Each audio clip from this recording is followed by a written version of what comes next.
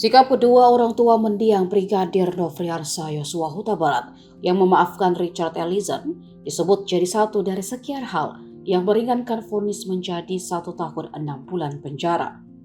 Dan ini diakui Eliezer saat bagaimana dirinya menangis tertahan setelah mendengarkan Hakim Ketua Wahyu Iman Santoso menjatuhkan hukuman padanya 15 Februari kemarin.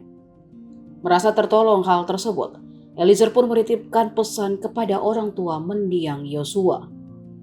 Pesan itu dititipkan melalui Ketua Lembaga Perlindungan Saksi dan Korban atau LPSK Hasto Atmojo Suroyo. Eliezer mengucapkan terima kasih kepada ibunda dan ayah Yosua yang telah membukakan pintu maaf untuknya.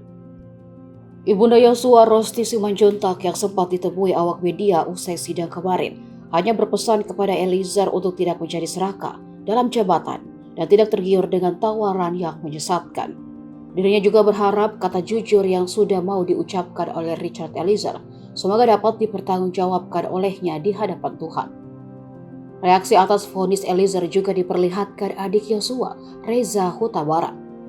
Reza mengunggah pesan lewat Instastory-nya yang menyiratkan jika Tuhanlah pemilik semua rencana di balik peristiwa memilukan ini. Ia juga seperti mengumpamakan perasaan Eliezer yang mendapat hukuman ringan dibandingkan terdakwa lainnya.